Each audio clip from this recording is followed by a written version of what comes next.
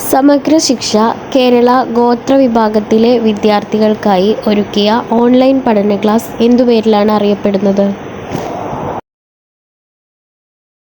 ഉത്തരം മഴവിൽ പൂവ്.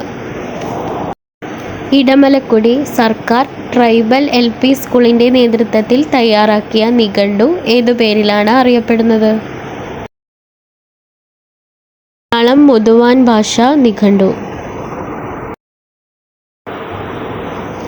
ലോക്ക്ഡൗൺ മൂലം മാറ്റിവെച്ച ക്ലാസുകളിലെ പരീക്ഷകൾക്ക് വേണ്ടി വിക്ടേഴ്സ് ചാനൽ തയ്യാറാക്കിയ പ്രത്യേക പരീക്ഷാ പരിപാടി ഏതായിരുന്നു? ഉത്തരം ഓർമ്മകളുണ്ടായിരിക്കണം.